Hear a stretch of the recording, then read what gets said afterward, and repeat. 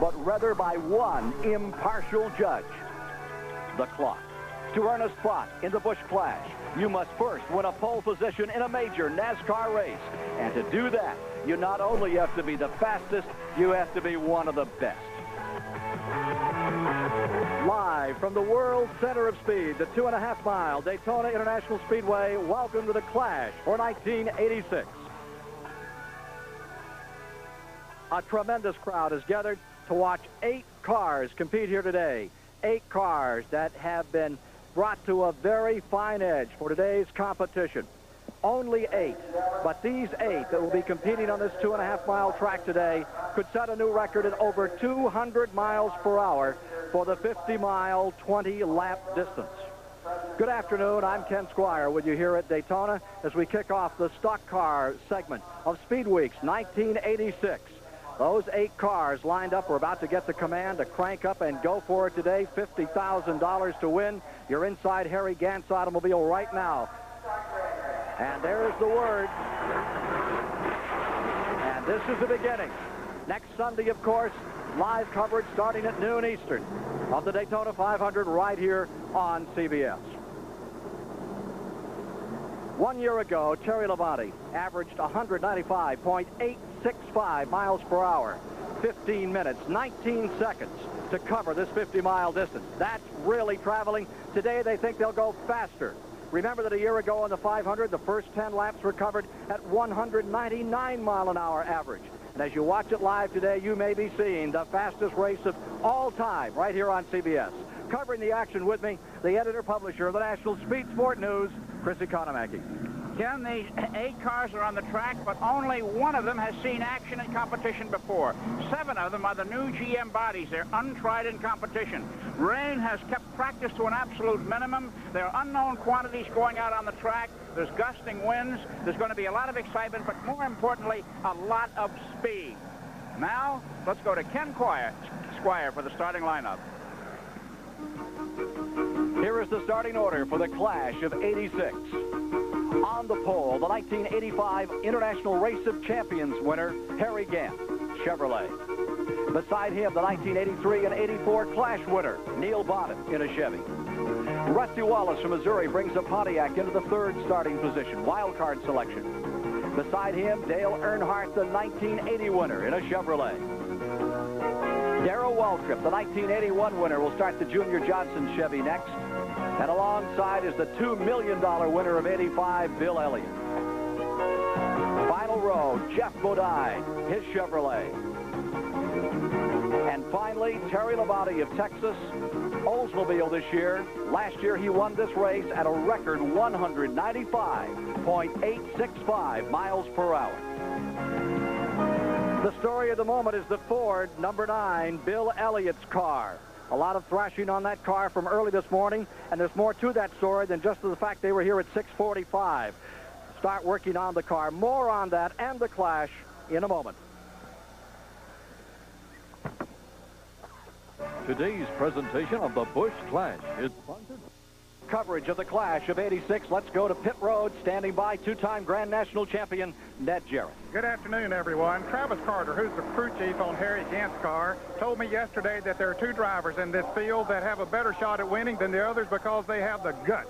He says that they'll take chances on the last lap. Dale Earnhardt, driver of the car number 3, and Neil Bonnet, driver of the car number 12. Working with me here today is Benny Parsons, former Grand National Champion. Benny, what do you think of that assessment? Well, I think he's right. Those 2 fellows certainly have guts to go for it on the last lap. But I was talking to Darrell Waltrip just before the start of this race, and the driver that leads most of this race and wins today can win almost a little over $80,000.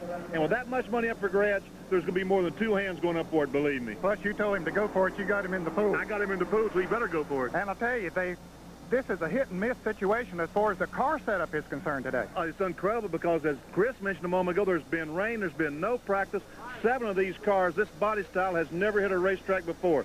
They don't know what's going to happen when they get cars in front of them, behind them. The first 2 or 3 laps is going to be lots of caution out there. Ken, I think it's going to be an interesting race. One of the interesting things to me is the fact that Dale Earnhardt is the only driver in the race with a special car for this race. He doesn't have to worry about saving it for next Sunday.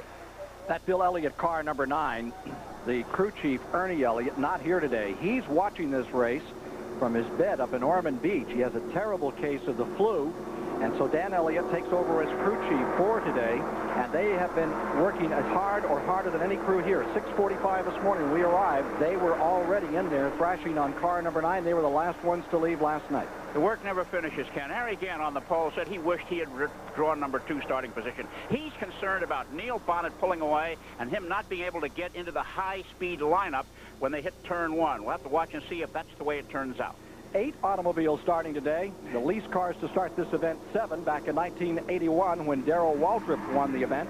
5 Chevrolets, a Ford, a Pontiac, and an Oldsmobile about to go, and the rich one and could be the fastest one in history. There's no Clash rookies in this lineup. Everybody in the field has been in this race before. Crowd on their feet, and it's a tremendous crowd out here. Qualifying yesterday, rained out. This is the first stock car activity of Speedway. On the brake, Bonnet gets his nose out in front. Remember, he won this race in 83 and 84, and he came from deep back. And look at Bodine, the yellow car, bottom of the track. Out of the back row, he's taken 2 automobiles as he approaches turn 1, squarely up in front. Gant, and there goes number 3. Earnhardt going to work. This is just what Gant was afraid of. He couldn't get in behind Bonnet. He has to go back to 3rd and maybe even further. 4th. It's tight out there. Back to 5th. The Bandit Gant sliding back into 5th position. Back straightaway. You see Bonnet out in front and going into 2nd position. The 1980 winner who used this race as a springboard to take him to the 1980 National Championship. Here they come. Out of turn number 4. First time. Coming down into the tri-oval area. Neil Bonnet, the only 2-time winner of the Clash, leads lap 1. Earnhardt is in 2nd. Bodines started to come up through. He's fallen back into the 6th position now. Gant in the green car on the inside. The Oldsmobile of Labonte. Remember, Labonte won it in a Chevrolet a year ago. Further back. Everybody watching out of turn number 2. Very tricky turn at full speed. Over 200 miles per hour here. Now, the question is, where's Bill Elliott? The man who dominated this series last year is way back deep in the pack. 3rd. Running 3rd on the inside now. Elliott trying to... And there you see them. And there's Bodine pulling up through. Way out and back is number 11, Waltrip. Waltrip, tail ender. Bodine has come up to 4th. Jeff Bodine up to 4th. Here they come back to the line. Lap 5, and here comes Elliott. Elliott is blocked as they came out of the tri-oval. Elliott trying to make a move on the outside, and Earnhardt wouldn't let him through, but it is Bodine on the inside into 2nd place. Jeff Bodine, number 5, goes to 2nd. Neil Bonnet stays 1st. Earnhardt now in 3rd. Watch is clicking away as they go down the back straightaway. Let's see if Bodine will take a stab at that front running position in the Hendrick Chevrolet. Elliott had a handful of car there when he tried to make that move. At these great speeds, you have to trust the man that you're about to pass and have to have racing room. Here's Bodine now moving up behind Bonnet. This is the car that Terry Labonte won this Clash with last year with a new body on it. 3 laps complete, this time by 3 of 20. Now you see Elliott going to the inside. And again, Earnhardt is there. Very squirrely as they come out of the tri-oval, Chris. I tell you, I've never seen cars weave from side to side like this in the past before. These cars are said to be very stable, but obviously they don't draft like the drivers would like them to. And there's Earnhardt pulling by Bodine on the inside. Dale Earnhardt dropping down low. Bodine fights him off out of turn number 2. Watching it live here on CBS next Sunday, 12 Eastern. The Daytona 500, 28th annual. Bonnet pulling away for a moment. The draft getting interrupted a little bit further back in the field as Elliott tried to go on the high side of Earnhardt. Chevrolets running 1, 2, and 3. It's the Pontiac and the Olds are out of the top 4, and that's a surprise because everybody felt these particular body styles would be the ones to watch today. 4 laps complete. Next lap is worth $5,000. Laps 5 and 15 worth $5,000. Lap 10 is worth an additional $10,000. And you can see that Earnhardt is getting a little edgy to go for the money. Well, Bonnet's picking off $1,250 every time he crosses the start-finish stripe. $1,250 to lead the laps that don't have the extra bonus attached. Watch them bow the back straightaway. They come off on one side, they go all the way back and come all the way to the inside and then leap up into that turn number 3. Elliott tried to come up the inside there. Bodine's car sideways. Oh, Bodine has really got a handful of car. He picks it up, he loses it. He's out of control. Bodine slithers down to the inside, spins it all the way around once. Twice. Jeff Bodine out for a spin this afternoon. Caution is on. There goes our 200-mile-an-hour race, Ken. But these cars, really has worn out his tires there. You can see that. The speeds are so great. The aerodynamics of these cars apparently let them get through the air quicker, but they don't have the downforce the old cars had. They don't look as stable. Now remember, those opera windows in the back are covered over this year, and that makes them a little more stable. They say that's helping those cars some up there. Jeff Bodine coming in after a wild ride in turns 3 and 4. Chris, we still could get a record here. These laps don't count. They'll have to come back up to speed another time, but even last year when they had to come up after a blown engine late in the race, they were able to average 195 miles per hour. Well, that's an interesting observation. There's the pit crew going to work on Bodine's car. That's a breather for these fellows. Replay. And here you see Bodine slithering, trying to gather it up. What happened there, he had to correct to keep from running into the back of Earnhardt's car, and that got the car's attitude. Now he's overcorrecting here. It starts up. He twists that steering wheel around, and it finally gets away from him. Notice how calm those behind him are. They don't move away. The old racing adage, aim for the car that's spinning, because by the time you get there, it won't be there. Applied right here. A lucky man, Jeff Bodine, and one of the favorites to win next Sunday in the 500. Average speed, first 5 laps. How about this, Economaki? 202.703 miles per hour. And Darrell Waltrip has come to the pits with a smoking engine. This has been a tough day for the favorites' automobiles. 202. Another angle. All that smoke is the tires smoking against the asphalt. Bodine's a skilled and experienced driver, and he should be thankful that all the others in the field with him are equally skilled. Were they not so skilled, one of them may well have rammed him. There you see Jeff Bodine on pit road. Boy, he took a spin, and he was so lucky not to get collected as he came through with 3 cars behind him that had a chance of this may be a plus. This may be a plus for Bodine, because whatever changes the car needed vis-a-vis stagger could have been accomplished there, where the other fellows out there can't do that. This seems to be a very difficult day from a handling standpoint for these drivers, except for Bonnet, who's got a strong engine in that Junior Johnson number 12. Bonnet going for his 3rd win in the Clash, and you'll see more of it live here on CBS after we pause for these messages. All 8 competitors are back on the track. Waltrip's car, which started to smoke just prior to Bodine's problem. Here from another angle, take a look at what happened to Bodine. See how close he comes to Earnhardt's car. He has to turn away to keep him taking the left rear corner. Now that upsets the attitude of the number 5 car. He's down on the, hits the bottom, bounces up, and corrects. And Elliott goes by on the top side. There's that smoke coming off the tires. Rusty Wallace goes by in the Pontiac, Harry Gant, the Chevy, and all got by obviously okay. Here he is down at the bottom of the racetrack, beginning that series of loops after the serious part of that incident up there in turn number 3. Back on the track with 4 fresh tires, Jeff Bodine in car number 5. Let's go down to Ned Jarrett and Benny Parsons. One concern to have about that car number 5 is that the front end might have been knocked out of alignment, Benny. I'm sure that the front end is knocked out of line because the front spoiler was bent back completely under the car. There's damage to the nose of the car. I don't look for the 5 car to be competitive. Darrell Waltrip had an excellent starting spot, went straight to the back. He made a pit stop. The car was pushing. It was too tight. They adjusted the chassis, adjusted the rear spoiler. I do seem to see some competition from Darrell Waltrip. Well, if that's the case, Kenny, Junior Johnson is an absolute master of diagnosing chassis. Waltrip should be a factor now that they've restarted. Under green another time. Neil Bonnet has fended off everyone so far. He had been in 6 of these events through last year, missed the event last year. Worked alongside Ned Jarrett on pit road, but this is where he wanted to be, and he's leading one more time. And right there is Earnhardt, and look who's in 3rd, the man who won it a year ago. Terry Labonte has pulled up number 44 into that 3rd position. And here comes Earnhardt, the man with the car he doesn't have to worry about, because this is a flash car. And boy, does he whistle by Neil Bonnet on the inside. Notice that Elliott stays right there in 4th. He's been able to run right with the leaders, but hasn't wanted to show his hand as yet. When they come by this time, there will be 6 laps complete. Dale Earnhardt, 1980 winner of the Clash, is back in front another time in the Kirk Schilmerdine car. Richard Childress, the owner. Here they are back into the tri-oval. I think Bonnet may have wanted that to happen. I think so. I think he was concerned about the pace. Maybe his gauges show the engine's heating up or something he doesn't like, so he's going to sit there for a while because, as our people in the pit said, that these are the 2 men who have the bravura to do anything on the last lap to win. Down to the inside, out of turn number 2 in that long 3,000-foot back straightaway. Goes Earnhardt, and here comes Bonnet up another time. I've never seen drivers like this use as much racetrack on the back straightaway as these fellows use back and forth, going from one side of the track to the other. What do you think will happen next Sunday with 40 cars out there? I have to get ready for that. Back they come, and here comes Labonte up on the outside, not getting through. Gant playing a waiting game. Picking up a car or two comes Bodine. You know, it's interesting that the new body styles are the ones out front, Ken.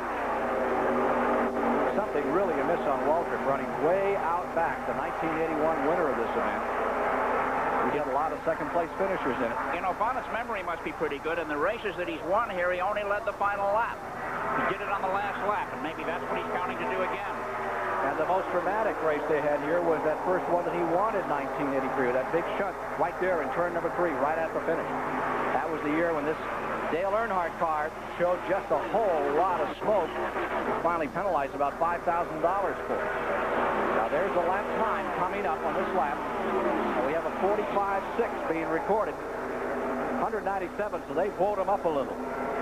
Cavorting out in front. The present time, number 3, Dale Earnhardt. Now you're looking at the back of the field. There's Bodine.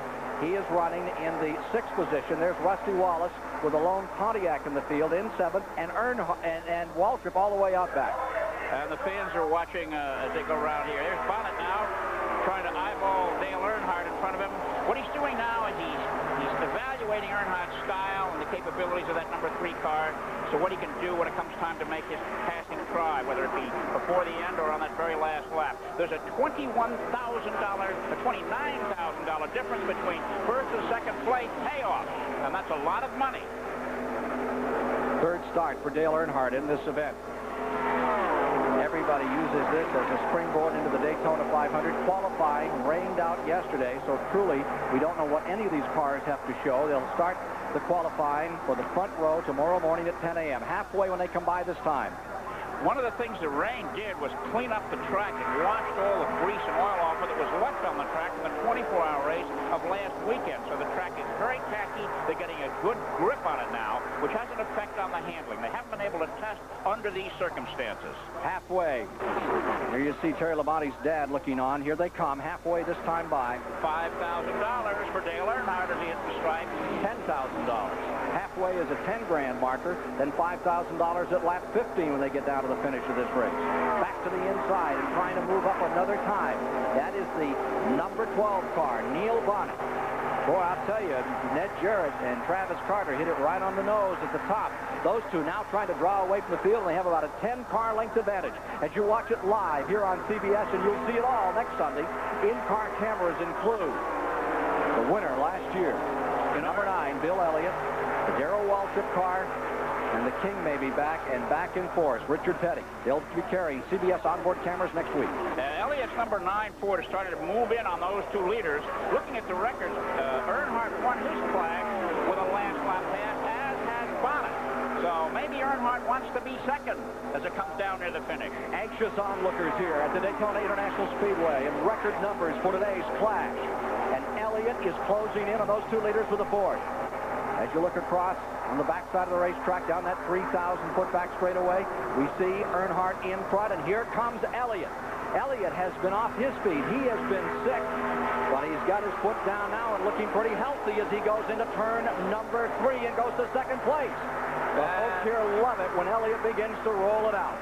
He's been NASCAR's most popular driver for 2 seasons. Awesome Bill from Dawsonville is on the move. The $2 million winner from last year. Back they come into the Tri-Oval another time.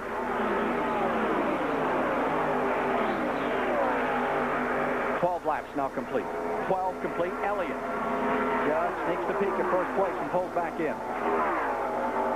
And pulling up again comes number 12. He falls back. Elliott by 4, maybe 5 car lengths from where he was on car number 3.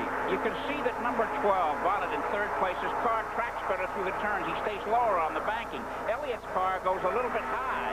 He needs that extra radius. Now here comes Elliott eyeballing Earnhardt for that move that will put him into the $50,000 front position. When Elliott wants to move up, he just comes thundering. Back they come through the Tri-Oval, or to the Tri-Oval another time. It is still Earnhardt working on his 2nd win of this event. And he wants to, Elliott just pulls up. Just absolutely wheels up on the back of that car. It looks like Elliott has the horses to contend with these General Motors cars before this day is over, Chris. Well, it appears to be. We'll have to wait and see. Harry Gant had his hands full a moment ago with number 33. These are great speed. Now, watch. See there. Earnhardt comes way down off of turn 2 and then down low and back up again. He's sort of weaving down the back straightaway, trying to break the draft. Bill Elliott, who has been third here on 2 occasions, in 83 and 85, really trying to better the mark this afternoon. Now look at Labate in the Oldsmobile, the blue and white car, coming up on the inside. Not finding running room. Bodine has made a nice comeback after that spin. You see him back there, the Hendrick car, yellow car, running in 5th position. You know, in addition to the fans rooting for their favorites here, there are people here from Detroit, from Chevrolet, from Ford, from Oldsmobile, and from Pontiac, all with their fingers crossed that their particular product can excel in this interesting contest. Laps running out. Select your winner, ladies and gentlemen, out of Kannapolis, North Carolina originally. Ralph Dale Earnhardt is out in front. The second place car, Elliott in the Ford, hanging right in there. And then number 12, out of the Junior Johnson stable, Neil Bonnet is there. And Elliott tries low. Now you see his car's in the middle of the track. Bonnet can stay down low. There's Bonnet down low in the 3rd place for the red number 12. Where the car can go is going to be very important before this race is over. And where it wants to go. 5 to go this time by. 5 to go this time by. Chevrolet has won this race 3 times. Buick twice. Oldsmobile back in 79 and 81. Never a Ford, never a Pontiac in victory lane from the Clash. Neil Bonnet, can you run 200 miles per hour side by side in this race? I don't know if we can run there 200 miles an hour side by side, but I tell you what, if it requires, that's what I'm going to do. In a race like this, you have to do things that you can't do under normal circumstances. They might tell me my car won't do that, or it might not go 2 abreast through those corners. But if it takes 3 abreast on the last lap, or down in the edge of that grass, or down in the dirt, that's what's going to happen. Well, we've got 5 cars all in contention to win it all here this afternoon. And the big surprise, Bodine making this tremendous comeback. He did stand up the front of the car. You saw it ricochet off the apron of the track. 4 laps to go, $180,000 at stake. And there's a big interval between 1st and 2nd in the payoff, as Chris indicated to you earlier. Earnhardt has already banked $22,500 in this race today. He's not doing bad. But Mr. Elliott's about ready to give him a nudge. Elliott is there. Bill Elliott pulls back a little as they go into turn number 3.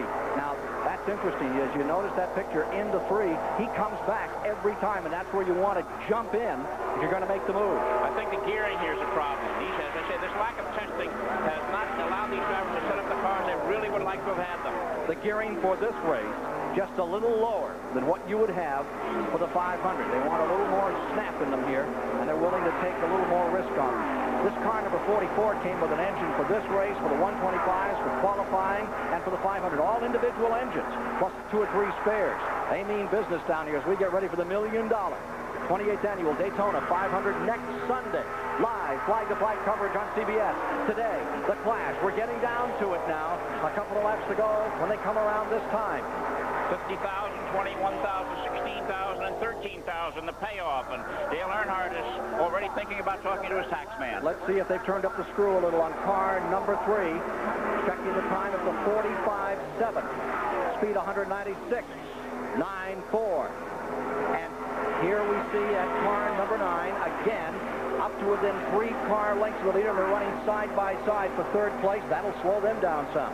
Back straightaway. Let's see what Elliott will do here.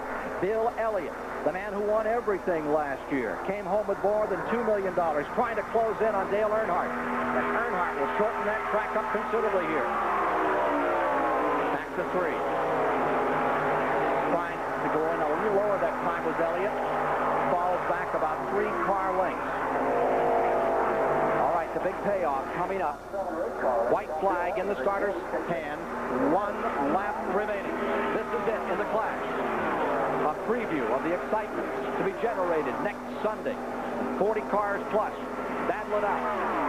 In the 1986 Daytona 500. The fans are getting ready to do their cheering now, but it looks as though Mr. Earnhardt has the muscle in that number 3 Chevy to keep that Ford at bay. Unless Bill Elliott can come up with a dramatic burst of speed here, it's going to be Dale Earnhardt. Bodine going up into 4th. Story is for the lead. Dale Earnhardt is there, trying to win it for the second time. Collecting $25,000 in lap money, and Elliott's car, he gave it everything going into number 3. The car scoots high. Now Elliott closes as they come out of turn number 4. It's Elliott closing. He's pulling up. They're coming to the tri-oval. It's only 1,800 feet out of turn 4 to the line. At the line, it is Earnhardt. Dale Earnhardt knocks it down. Earnhardt wins his second clash, as closing at the final moments was Bill Elliott. We'll be back in just a moment here at the Clash of '86. Dale Earnhardt, averaging 195.8 miles an hour, defeats Bill Elliott in second, Neil Bonnet in third, and the days of the Ford may be numbered for the 500 next Sunday after what we've seen here today. For Chris Economaki and Ned Jarrett, along with Benny Parsons, I'm Ken Squire. That's the story this afternoon of the Clash of '86.